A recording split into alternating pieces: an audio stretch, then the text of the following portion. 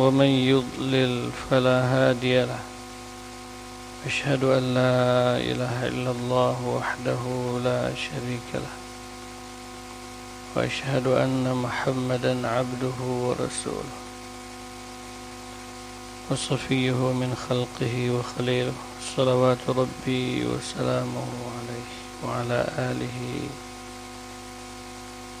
وأصحابه ومن تبعهم بإحسان إلى يوم الدين.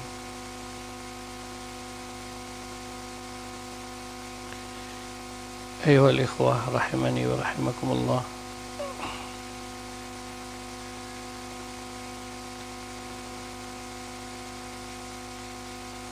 Allah Subhanahu wa ta'ala berfirman di dalam Al-Quran, dan ayat ini telah Rasulullah SAW bacakan kepada umatnya semenjak 1400 tahun yang lalu. Dalam surat Az-Zumar, wa anibu ila rabbikum, dan kembalilah kalian, irji'u ilaihi, kembalilah kalian kepadanya, wa aslimulah, dan berserah dirilah kepadanya. Maka Ibnu Abbas radhiyallahu anhuma menyebutkan, sebagaimana dinukilkan oleh Ibnu Katsir dalam tafsirnya, bahwasanya ini ayat merupakan seruan Allah, bukan hanya kepada orang yang beriman. Seruan Allah kepada seluruh manusia agar mereka kembali kepada Allah. Seruan kepada orang-orang yang kafir kepada Allah agar mereka beriman. Seruan kepada orang-orang yang bermaksiat agar dia segera bertaubat. Seruan kepada pelaku kesyirikan agar mereka meninggalkan kesyirikannya. Dan juga seruan kepada pelaku bid'ah agar mereka kembali kepada sunnah.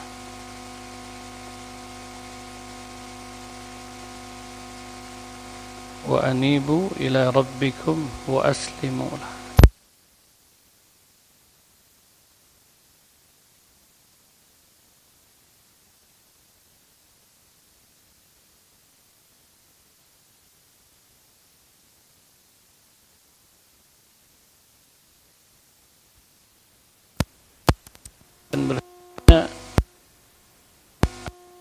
Apabila manusia melalaikan perintah-perintah Allah, apabila penduduk suatu negeri mereka beriman bertakwa, maka Allah akan datangkan keberkahan. Walau anna ahlal qura amanu wattaqau lafatahna alaihim barakatim minas samai wal ard. Seandainya penduduk suatu negeri mereka beriman bertakwa, lafatahna alaihim, maka sungguh kami bukakan kepada mereka keberkahan dari langit dan dari bumi. Dari langit akan turun rahmat Allah Subhanahu wa ta'ala. Dari bumi juga akan mendatangkan keberkahan dari apa yang tumbuh darinya. Kemudian juga Allah Subhanahu wa ta'ala juga ingatkan dalam ayat yang lain, falamma nasu ma dzukkiru bih fatahna alaihim abwaaba kulli syai'. Falamma, maka tatkala nasu, mereka melalaikan,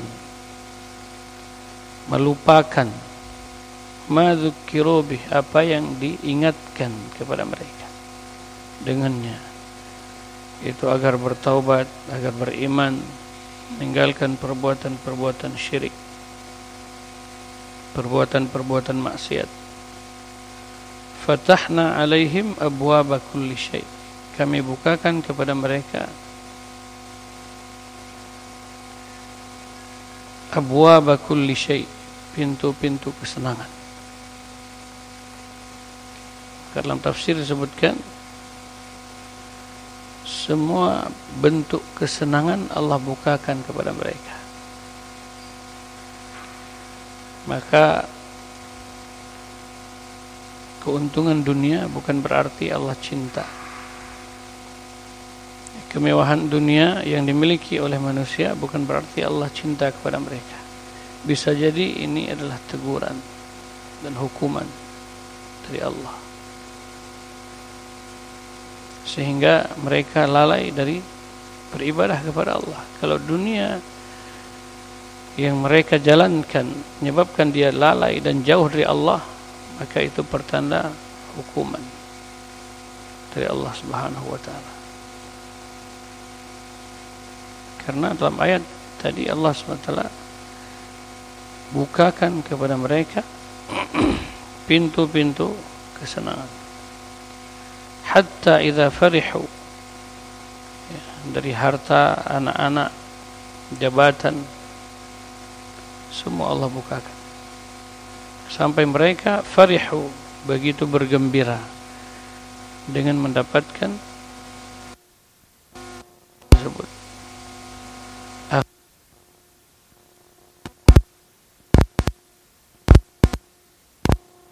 Timpakan kepada mereka siksaan baghtah, seketika. Siapa yang menyangka? Coba bayangkan. Adakah yang menyangka sebelumnya tempat-tempat yang terjadi bencana, banjir bandang, tanah longsor, sehingga tertimbun harta benda mereka? Tidak ada yang mereka miliki kecuali pakaian yang ada di tubuh mereka. Maka ayuhal ikhwah rahimani wa rahimakumullah, dalam kondisi apapun ini yang harus kita jaga selalu kita agar dekat dengan Allah Subhanahu wa taala. Dan tidak cukup itu, karena perbuatan manusia di sekeliling kita juga berefek, berdampak kepada kita. Kalau kita taat, hanya kita saja, ini juga bisa ada peluang akan datangnya musibah. Sebagaimana ketika salah seorang istri Rasulullah SAW bertanya kepadanya, anuhlika wa fina salihun, wa fina, di tengah-tengah kami ada orang-orang saleh. Maka Rasul menjawab, bala, benar, kalian akan dibinasakan. Ini Rasul khabarkan semua ini, bukan berarti menakut-nakuti kita, cuman mengkhabarkan kepada kita agar kita waspada. Jangan pernah merasa aman. Gitu. Kalau sekeliling kita masih banyak orang-orang yang mensyirikatkan, bermaksiat kepada Allah Subhanahu wa taala. Idza kathura al-khabath, apabila maksiat kathura, banyak. Ya. Apabila maksiat telah merajalela, kalau bahasa kita. Maksiat merajalela. Sekarang berbagai macam bentuk kemaksiatan terjadi pada umat ini. Kemaksiatan yang terjadi di umat-umat terdahulu sekarang semua telah terjadi pada umat ini. Ya, kita lihat nyata. Maka ayuhal ikhwah rahimani wa rahimakumullah, semoga Allah merahmati kita sekalian. Kita punya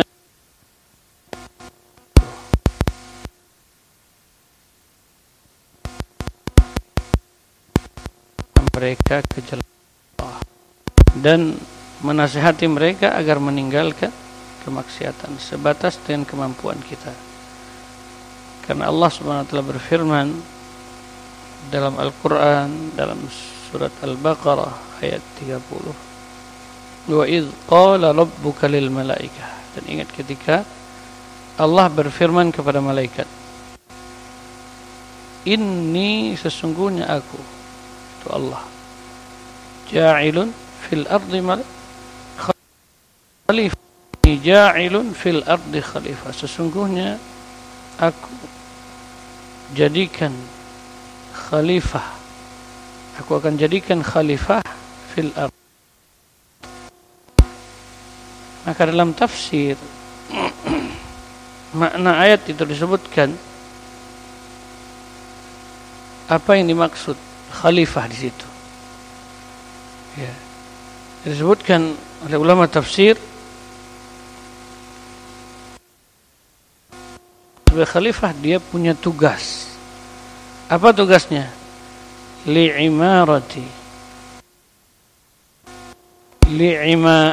qiyami bi'imaratiha ala ta'atillah. Itu kata ulama tafsir. Lil qiyami bi'imaratiha ala ta'atillah. Mereka bertanggung jawab untuk memenuhi bumi ini dengan ketaatan kepada Allah.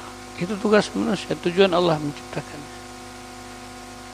Maka dari situ menunjukkan bahwasanya kita juga tidak boleh membiarkan ya, ketika ada orang-orang yang bermaksiat harus kita tegur. Dalam hadis Nabi SAW bersabda, "Man ra'a minkum munkaran falyughayyirhu biyadihi."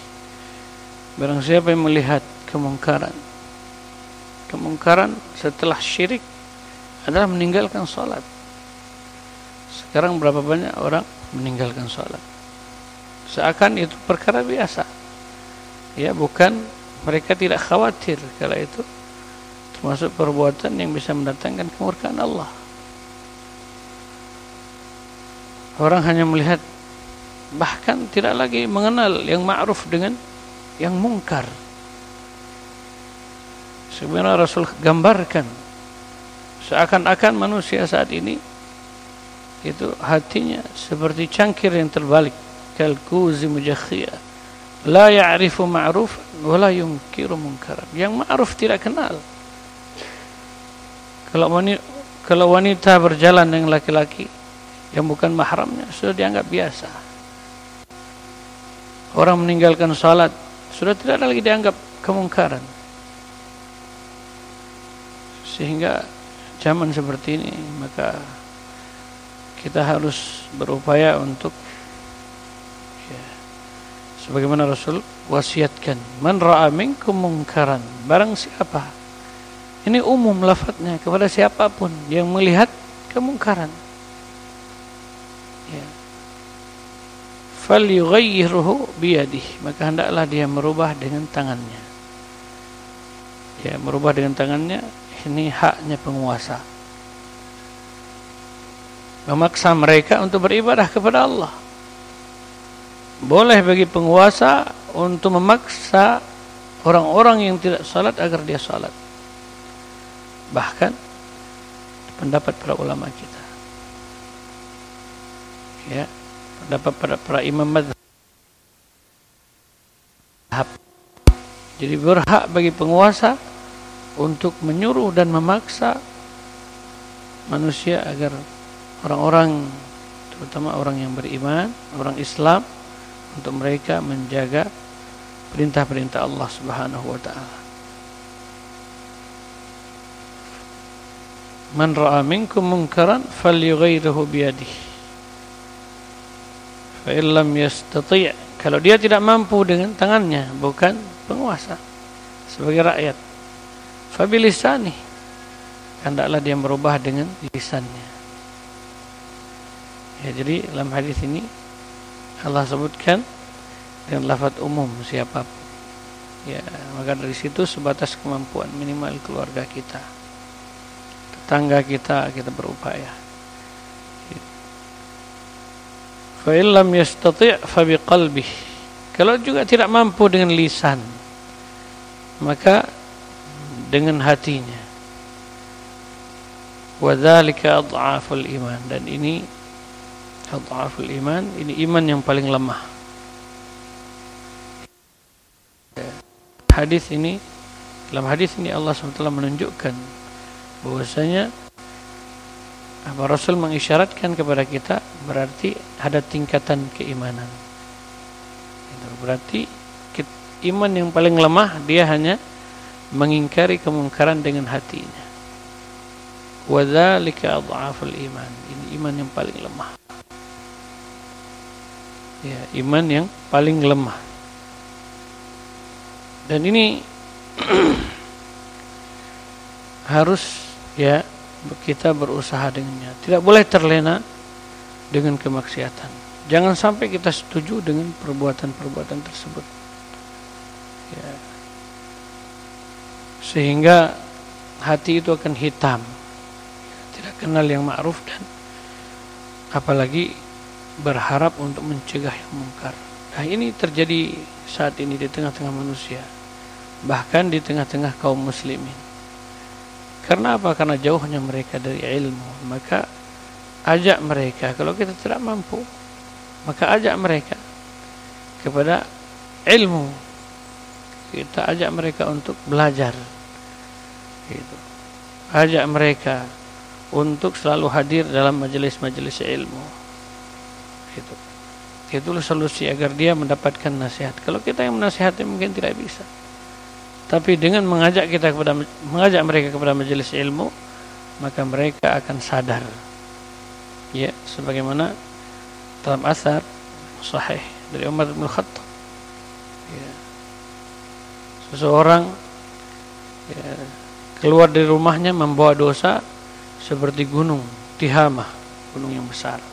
Dalam asar yang sahih. Kemudian dia menghadiri majelis ilmu. Tidaklah dia menghadirinya kecuali karena Allah Subhanahu wa taala. Kemudian dia mendapatkan nasihat dalam majelis. Sehingga dia menyadari dan bertaubat. Kemudian dia keluar dari majelis itu melainkan dosa-dosanya telah digugurkan oleh Allah Subhanahu wa taala. Maka ayuhal ikhwah rahimani wa rahimakumullah, semoga Allah merahmati kita sekalian. Itu nasihat taat. Hendaklah kita bertakwa kepada Allah ya, sesuai dengan kesanggupan kita. Haitsuma kunt, dimanapun kita berada, hendaklah kita bertakwa kepada Allah. Selalu kita menjaga diri kita dari dosa-dosa, dari perbuatan-perbuatan maksiat. Terutama sulit, ya. Terkadang kita ya terbiasa. Jadi belajarlah kita untuk menundukkan pandangan, karena dosa yang kecil itu akan lama-kelamaan akan menjadi banyak. Seperti gunung itu ya terbentuk dari kerikil-kerikil yang kecil. Ya, banyak orang yang mendapatkan azab Allah pada hari kiamat karena dosa-dosa kecil yang dia remehkan. Ya. Takwa kepada Allah dan selalu menjaga diri kita dari tersebut. Taib. Naktafi lahuna. Cukup insyaallah. Karena sebentar lagi ada yang bekerja. Ada yang mau tanyakan? Fadhal.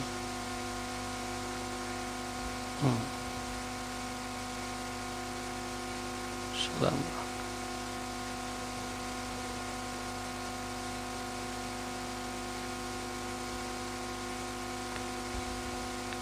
Perbuatan keji dan mungkar.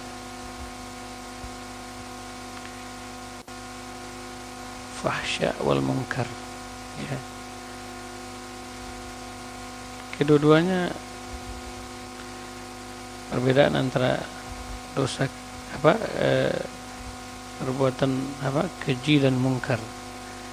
Jadi kalau lafaz memang ada dalam ayat Allah SWT berfirman, yang perbuatan keji itu adalah perbuatan seperti zina. Allah sebutkan dalam Al-Quran, wala taqrabuz zina, janganlah engkau mendekati zina, innahu kana fahisyah, karena sungguhnya dia adalah perbuatan keji. Innahu kana fahisyah,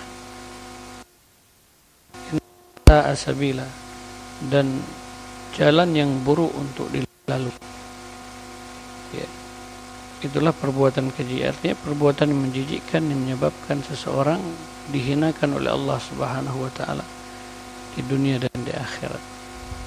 Kalau mungkar ya perbuatan yang kita ingkari. Fitrah manusia itu mengingkari. Ya. Semua orang kalau ditanya itu perbuatan tidak baik. Baik di sisi fitrah manusia, bukan misalnya tidak dikaitkan dengan hukum, itu memang sudah manusia mengingkari. Tidak masuk. Yang namun kedua-duanya itu termasuk perbuatan yang dilarang oleh Allah Subhanahu wa taala. Baik, wallahu a'lam.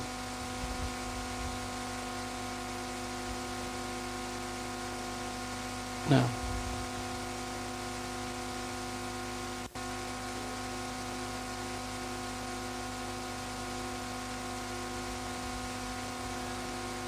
dengan hati.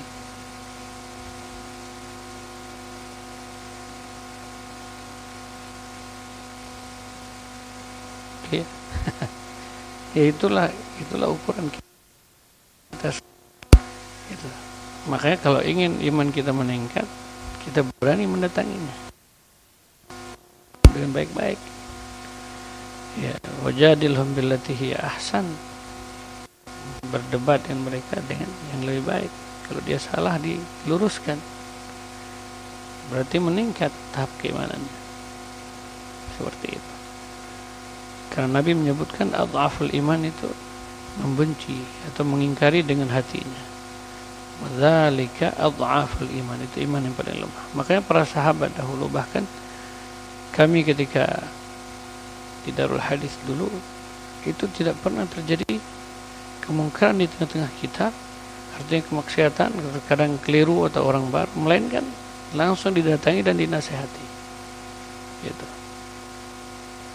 Kalau itu terlihat sampai kepada masyayikh, guru kita, dan langsung berbicara, berdiri langsung menyampaikan, langsung naik di mimbar atau berdiri di samping mimbar langsung menyampaikan bahwa saya perbuatan itulah perbuatan yang keliru. Ini kita masih berat menyampaikan. Seperti contohnya orang yang kekeliruan dalam sholat aja, ya kan? Kekeliruan dalam sholat, dalam masalah shaf misalnya, tidak rapat shafnya, atau zikir yang dibaca setelah sholat tidak ada tuntunannya, itu terkadang sulit bagi kita untuk mengingatkan orang. Padahal barangkali kalau kita ingatkan dia bisa menerima, atau dia tidak tahu memang karena sekedar ikut-ikutan. Jadi ketika melihat kemungkaran apapun, kita ada upaya untuk mencegah. Ya tentu dengan jalan yang baik, ya dengan hikmah. Bil hikmah wal mau'izatil hasanah. Dengan hikmah. Hikmah artinya dengan ilmu dan dengan nasihat yang baik. Ya. Bukan berarti mendiam gitu. Perlu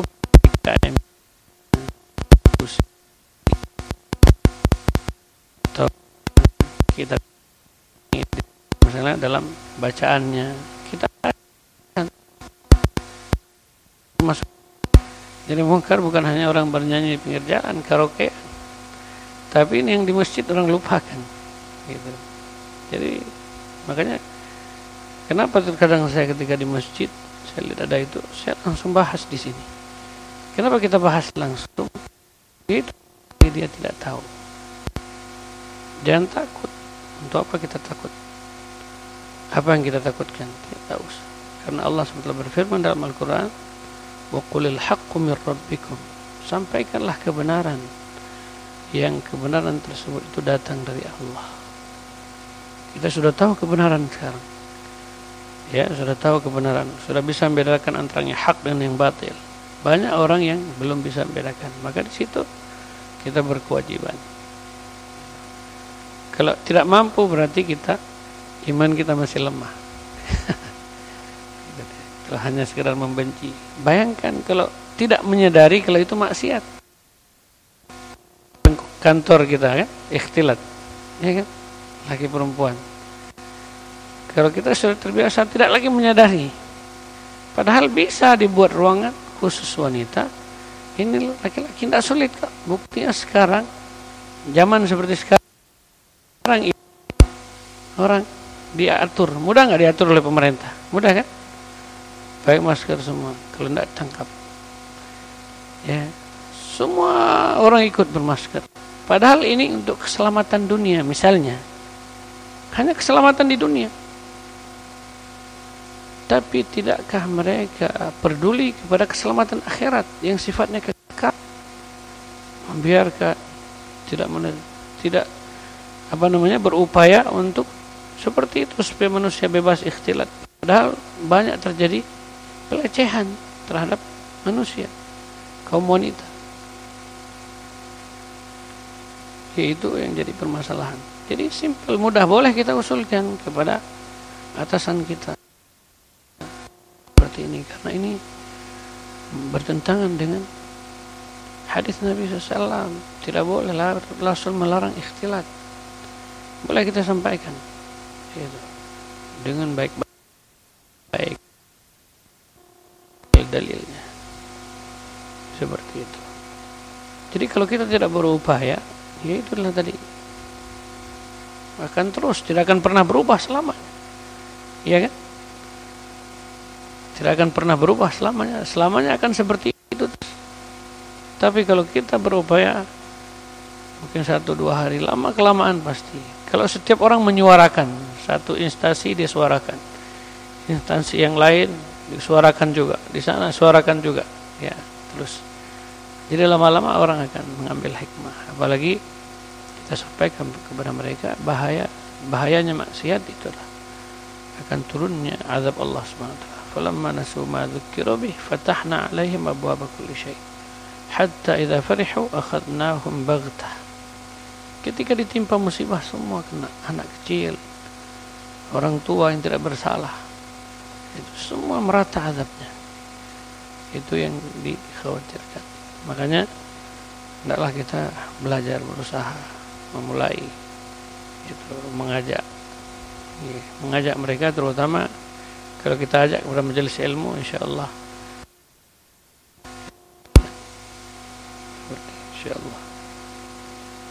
Berarti kalau dengan hati itu paling lemah, ya.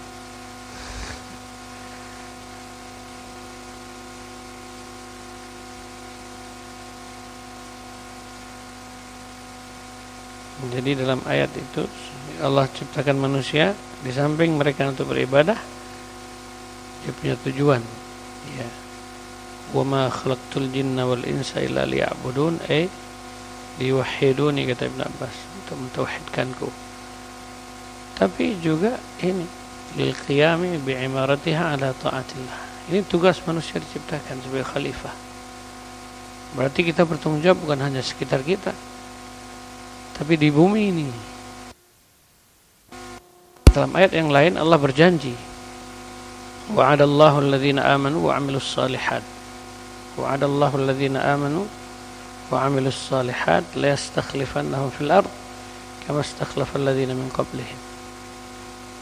Ila akhir ayat. Allah SWT berjanji kepada orang-orang yang beriman dan beramal saleh, la yastakhlifannahum, pasti Allah jadikan mereka berkuasa di bumi. Itu ayat, itu janji Allah. Tapi kenapa sekarang kita tertindas? Kan jadi pertanyaan, ya kan? Kenapa kaum muslimin tertindas? Ini yang jadi masalah sekarang di mana-mana. Padahal Allah berjanji akan Allah jadikan mereka berkuasa di bumi. Gitu. Orang yang beriman dan beramal saleh. Gitu. Mungkin 2 syarat ini tidak ada. Banyak KTP-nya saja yang Islam. Tapi 2 hal ini tidak ada. Beriman banyak melakukan kesyirikan. Beramal saleh, tapi banyak melakukan beramal salah, bukan saleh. Tapi salah. Karena dia terjatuh dalam perbuatan-perbuatan bid'ah. Ini terjadi, makanya tidak ada. Gitu. Ya. La yastakhlifannahum, Allah menjadikan mereka berkuasa di bumi, tidak akan mungkin bisa. dua hal itu tidak diperbaiki. Makanya, dan ini harus kita memberikan kesadaran. Kita harus menyadarkan diri kita dan kaum muslimin bahwasanya kita bertanggung jawab untuk memenuhi bumi ini dengan ketakwaan kepada Allah Subhanahu wa taala. Gitu. Lil qiyami bi'imaratiha ala taatillah. Ini tujuan Allah mengkhabarkan kepada malaikat bahwasanya Allah jadikan manusia itu khalifah di bumi. Jadi itu apa arti khalifah? Bukan hanya sekedar mendapatkan menjadi khalifah, menjadi raja dan lain sebagainya, bukan. Tapi itu pokoknya. Makanya Allah membanggakan manusia di hadapan para malaikat dulu. Karena itu illahnya, itu alasannya.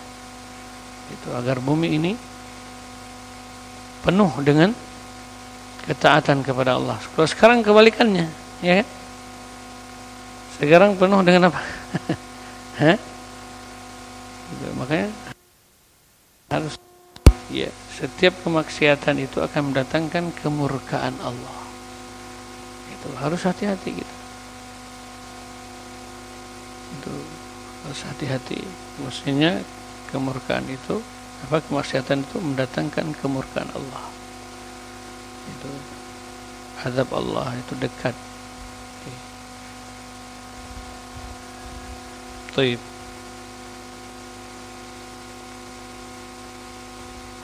Terus program ke depan ini Masya Allah harus tambah program, ya, meningkatkan ilmu. Di sini Masya Allah sudah ada tempat ini, sudah lumayan jauh dari keramaian. Harus meluangkan waktu untuk terus belajar,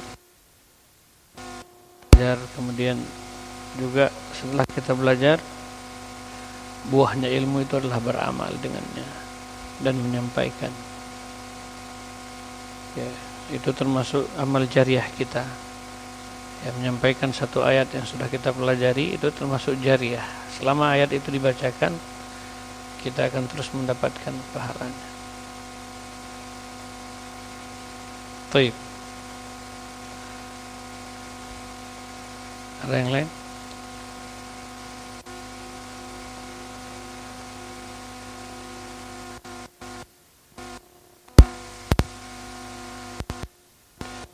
Kita baca Al-Fatihah. Sudah setoran, siapa yang mau setoran? Sudah lancar belum?